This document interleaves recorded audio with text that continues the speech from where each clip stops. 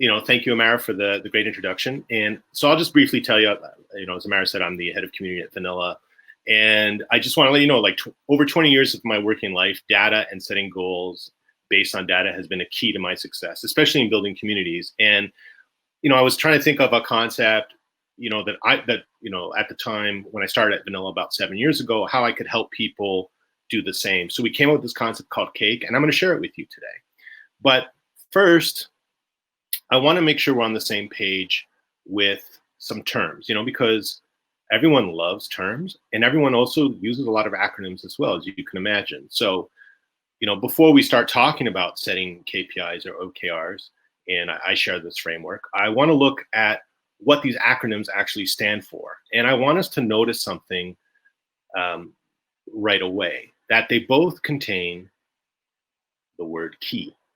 I know it seems simple, but no matter what you recall from today, remember that because we throw these acronyms around all the time, you should only measure key things. You don't want to measure everything, and you shouldn't. And that's kind of where I want to take you on this little journey on how to get to that point so that you are measuring the right things. But before we jump into that, I have another question. And, this is the downside, I guess, of virtualness. I won't see your comments, but, I love to always ask this question: why do most online communities fail? And I'll give you a second to think about it. I'm sure there's people, shouting their answers at the screen or maybe in the chat. But what it's always seemed to have come down to is, in my experience at least, when we usually dig deep into those answers of what people are talking about, the issue ends up being there's no perceived value. And that is at the root.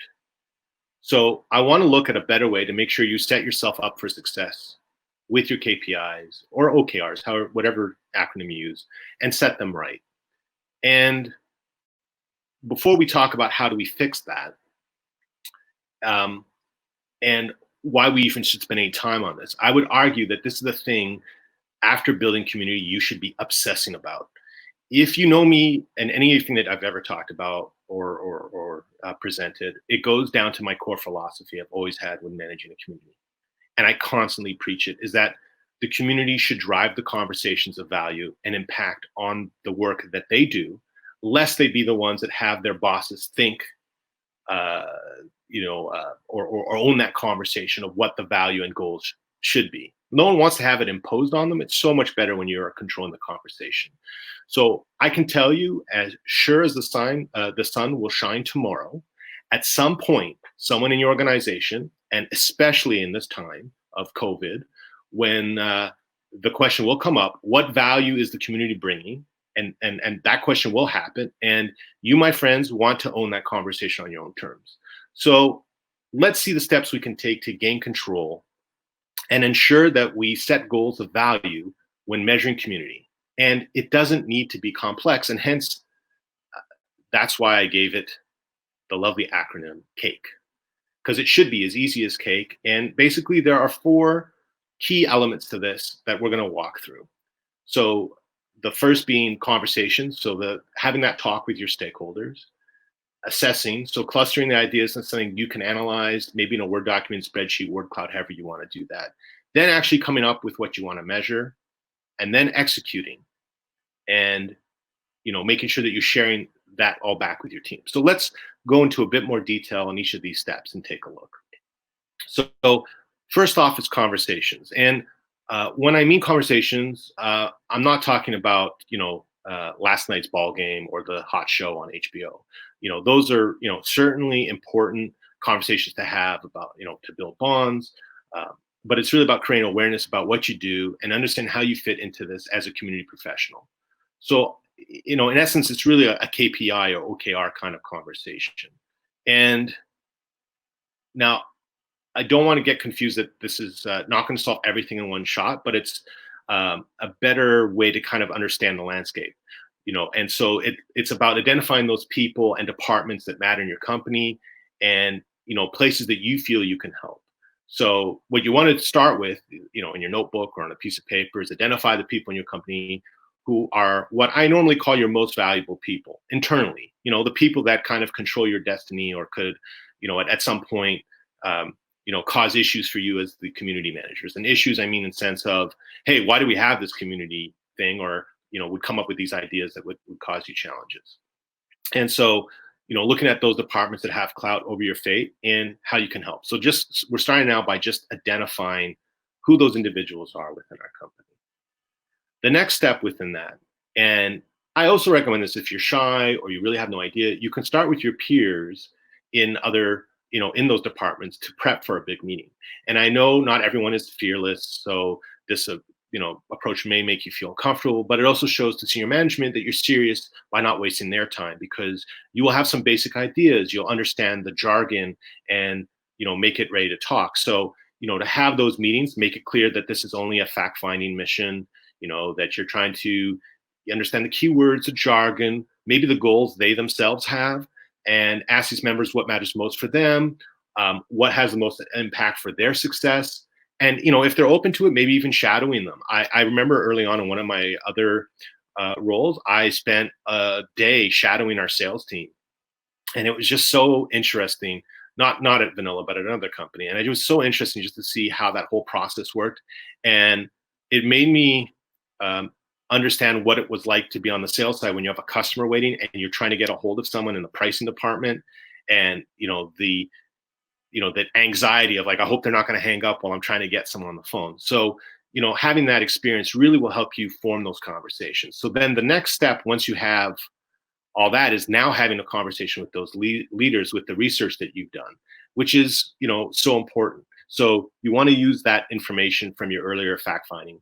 You want to explain how your community fits into the customer experience. And what's funny too, I've always found, going back to the idea of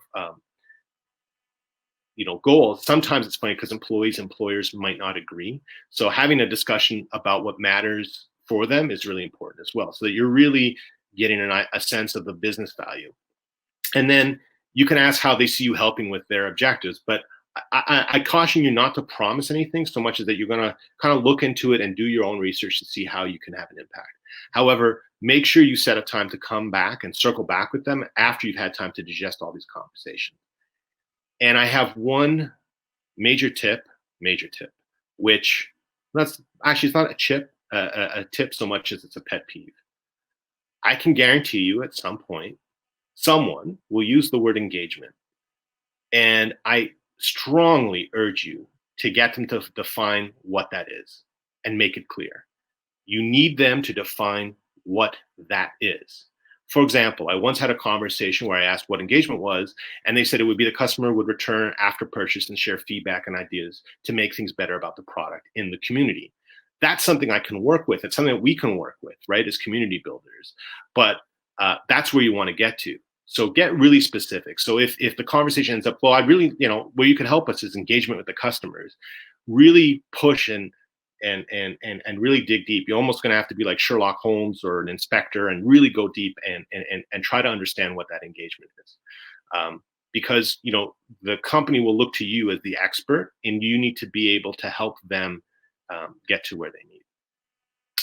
So next, once you have all these conversations, it's time to assess or make an assessment. And it's tough, right? Like you have all this data, right? If you've been taking notes, you've had meetings, but let's take a deep breath, right? Get a notebook, maybe cue cards or your favorite tools, and start with these considerations. So this would be my quote unquote checklist of things that you can kind of go through as you're thinking about those things. This is where you might have other questions, or you may see connections between groups. You could use word clouds. Don't be shy to follow up if things are not clear. I always see the community builder in the company as the silo breaker, and I wear that coat proudly, and I think you should too. So you can focus on keywords. You want to zone in on impact. You want to make sure whatever you choose is something that's measurable, numerical. I like to aim for one per department or leader. Don't end up with like a laundry list, because that's just also not something that you want to do to yourself.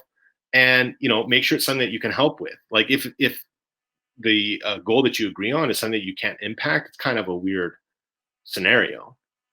So once you have these ideas from your assessment, once you've had the chance to consider and think about it, then you can get to setting your KPIs or OKRs.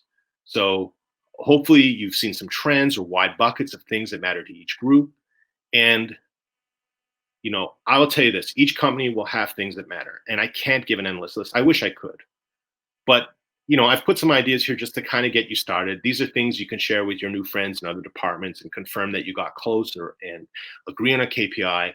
And it should be something you believe you can measure impact as much as it's important. And as I said before, it should always be numeric.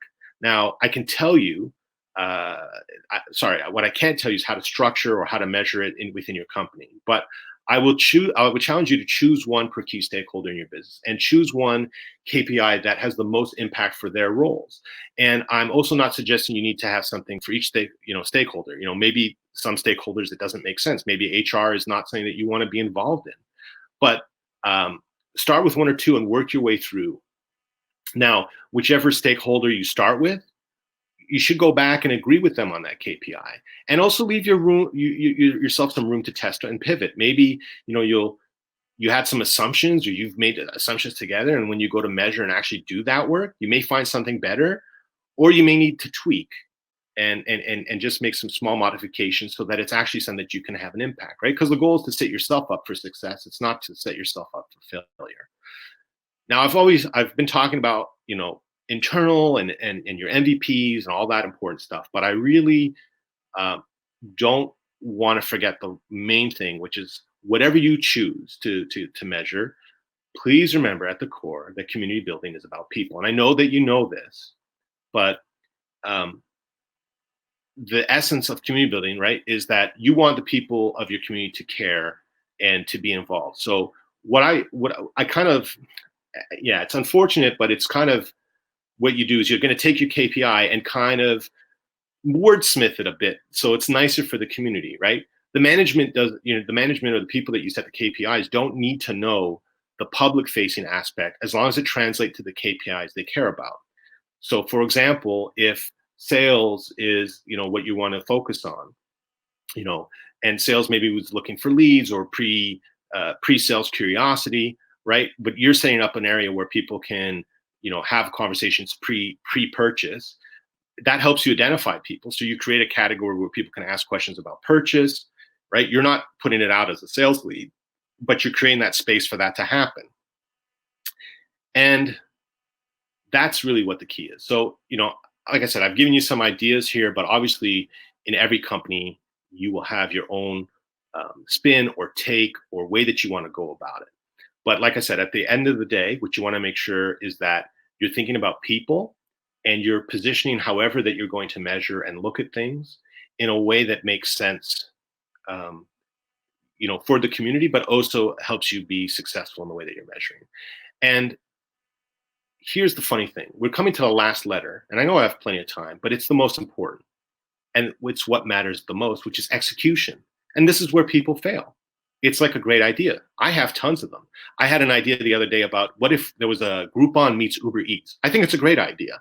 But ideas are worthless if you don't take any action. So let's take a little bit longer on the final step in C.A.K.E, which is execution. So, at this state, you have your KPIs, we decide what we're going to measure, you have the proper, things all set, but what you need to think about is now the reporting mindset. And to me, that is the hardest part. If you're not someone that is coming from an analytics or reporting background, but it's the most valuable aspect to be successful or providing values. So let's start with, what tools should I be using? And what I mean by that is, you have your platform, whatever that you've chosen to have your online community on, but how do you do this measurement? So there is no way in the time that I have to make you an expert in any of these tools, and you don't need to be. You just need to know that these tools exist to help you capture the data and how to talk about it.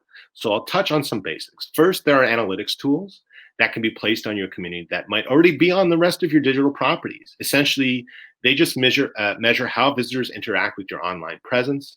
And the most common and free one of these is Google Analytics. Now, you can also have data on your online community platform. And generally, you can use your community platform to capture data for the KPIs that matter, that some of the out of the box tools cannot measure without complete customization. You can also use them to glean useful info. A tool like Google does not share, right? Within your community platform, you may be able to get some personally identifiable information, such as what exact members are most active. And then finally, you have your CRM or marketing automation tools that have lots of valuable info, order sizes, length of contract, maybe it even has some NPS info and other cool stuff. But my main message in all this is not to say, hey, become a data analyst and get all this data. It's that you shouldn't get yourself caught in a silo. The information from your community tool will be very community specific. And while for you that detail may be powerful, it's even more powerful with the other tools your company will be using, and will give more color, in the reporting that you're giving with about your members. So your goal should involve all these tools where you can to prove the maximum value for your community. And the trick always is getting access to that data. That's the key. And if you can combine your community analytics and business intelligence data from other tools, you'll get a much further understanding of your community audience and a much richer way to report things. Now, once again, I'm not saying you need to become, the person that does all that bit. I'm suggesting you make friends with your data friends in your company, or maybe you have a friend that is really, loves these tools, because you can trust me that data friends love challenges about things they can't measure. Don't assume you don't have anyone to ask either. I assure you that you have some way. Someone in your company is looking at tools and analytics and reporting. And so making friends in these departments is really important. And, there's so many times people will say, oh, I can't measure this, or I can't measure that, or Google Analytics doesn't allow me. And, you'd be amazed. Like, you can go down a rabbit hole. There's amazing things that you can measure. You can measure all kinds of crazy stuff. So, I'm sure there's someone in your company, if you're, any size company, even when Vanilla was very small, we had only several employees. I was still looking at the analytics. I was there because I did the analytics and community stuff and marketing and a whole bunch of stuff. So there will be someone that can help you. And I really recommend that you try to seek out those people and don't sit in the silo of your community and just the community data that you have, but try to bring in that business rich data. And then I think the thing that makes C.A.K.E work completely, and how to make sure that you're really solving for, and the execution part, this falls into it as far as I'm concerned, is that you should own your community story and the way that it gets represented. I want to share tips on how to be the most effective you can be with your data and how to report it. And lots of these tips come from hard learned lessons. And trust me, I mean, I did a session a long time ago on a whole bit of this, but I will touch on a few recommended ideas. And I'll also recommend you seek out Avinash Kashuk and his book called Web Analytics 2.0, The Art of Online Accountability and Science of Customer Centricity. It is an amazing book. I know it's a couple years old, but it's about a mindset. And if you're looking for something a bit more recent, he has a really good newsletter called the Marketing Analytics Intersect, TMAI. I cannot recommend it enough. It's just a great, he just helps you level up the way that you think about reporting and looking at data, and making sure that you do it in a smart way to help yourself. So here are just a couple of the ideas that I want to cover on when you are reporting. So, make sure it's meaningful. You're going to get tons of data, but please only report the things that matter. Stick to your clear goals. Over reporting or giving more info than is needed is just an exercise in being ignored by your manager who doesn't have time. And it also means don't report on things that are not statistically significant. So that means, like, if you only have one person out of 10, visits do something, and it's a total of 10 visits, it's not enough. You need a lot more data to make it sense. Make sure you don't data puke. Data puking, this is a thing that people that do analytics will talk about, which is where you just kind of put the stats and you kind of send it away. You want to tie your data to a story. Try to connect it to examples, where emotion can be connected, because emotion matters. But make sure the story is relevant. Choose stories that reflect that data, not turn the stories into data. For example, saying in your online community, we added support articles for one member. We saw a 200% increase in satisfaction. Because you saw an increase in satisfaction from one member, it doesn't mean that you should add more articles. Please don't do this. And don't fall under the spell of huge numbers. Keep context in mind, how things were collected, and apply logic and skepticism. Don't get hung up on 1 or 1.5, but is it going up or is it going down? Or is it flat? You'll want to consider the possibility of some of your data changes depending on segments of the user, maybe mobile versus desktop, experienced member versus new member. Use the tools your company uses and your team is comfortable with the format. And I'm not saying you shouldn't use new tools, but I don't think you should make it a chore for people to consume the data you produce. I made the mistake early on in my career that I made this huge dashboard. I spent hours putting it together, and my boss just never used it, honestly. I spent all this time working on it, and the reason was they just loved looking at Excel tables. And when I started sending them Excel tables, they were much happier with that. Even though I'd spent all this time putting all these beautiful graphs together, they just didn't care. They were comfortable with Excel. It's what they were used to using. So, remember, people don't want to usually sign in or figure out how to use another tool, especially executives. They want things they need to know ASAP. They want to make it simple, and you want to make it simple too. You want to control the narrative, and you want to make it clean and simple for them to understand. And you want to make the report something they see on a regular basis, but also that they find useful. Don't be shy to ask after a couple months to ask if they still find what you share useful and how you can make it better. Nothing is worse, and this has happened to me, than sending reports for months and months and know they are being deleted. And it happened to me. I sent this report for 3 months, and I thought it was being used. And then 18 months later, this is at a previous place I worked. I asked a question, or the boss asked a question the report could answer. I said, hey, that's in there. And then she told me, oh, she doesn't read it. She's been deleting it for months. And, this is a report that took me days to put together. And I thought she was using it, and it was just in her trash bin. So, having that, regular checkup is really important. And then last is iteration. Iteration is important. And for that step, reviewing an iteration closes the loop as far as I'm concerned, which is it comes all back to C.A.K.E, because you want to have regular conversations about the data and the conclusions with stakeholders.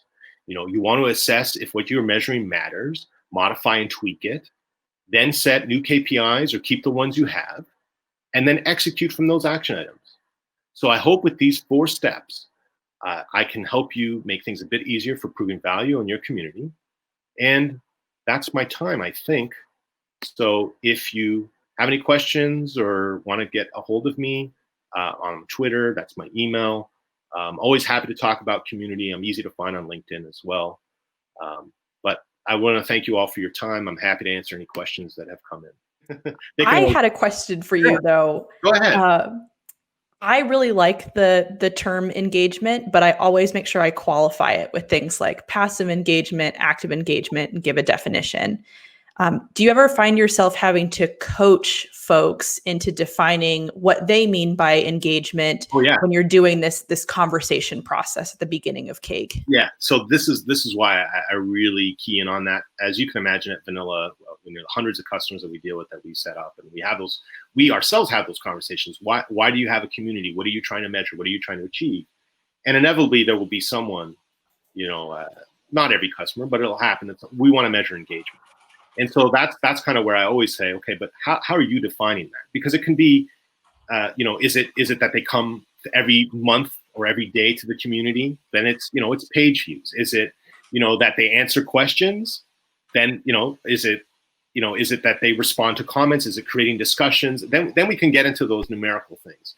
Because I find that engagement becomes this bucket of, I remember I had maybe a mentor or a boss at one point. They said, never put a miscellaneous folder anywhere, because what ends up happening is everything ends up in that miscellaneous folder. And engagement to me is that it's the miscellaneous folder of community.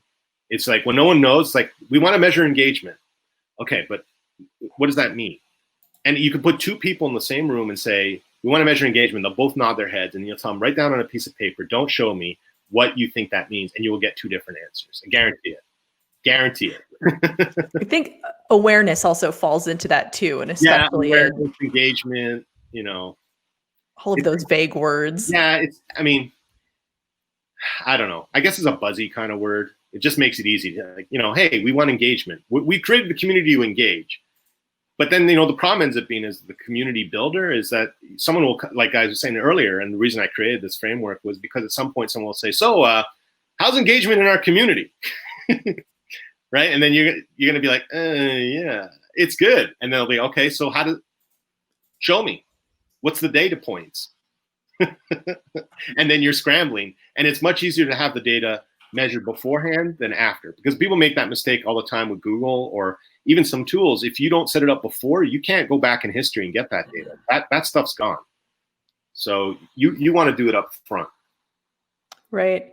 Actually, that brings me to another question that I had. You'd mentioned, find your data friends at the company, and how much access should you ask for, or should you just let them be the experts in that domain? Because I know, especially with like Google Analytics, I start poking around and I'm like, ooh, look at these numbers, and I'm kind of mystified by the bigger numbers, but maybe I don't get the full context there. Should I just, have it as a friendly engagement, leave them with the access, I just come for the conversation, or should I actually try to drill into those tools a little bit? So, I mean, listen, I'm a weird animal because I cut my teeth on an analytics community, and I've always been kind of the analytics nerd at the company that people will ask me those questions. But when other people want to have access, usually what I'll do is I'll give them access to the tool, and I'll sit with them and I'll explain things. And most analytics people, that's what they love to talk about. The way community builders love to talk about community, analytics people love to talk about data. And when you throw them a problem, like, I just had a meeting with so-and-so boss, and we need to measure X. Can you help me? That's the kind of thing I love those things. I would take the bus ride home. It'd be 2 hours, and I'd just be thinking, okay, how can we measure this, and what tool, and how, and this and that and the other.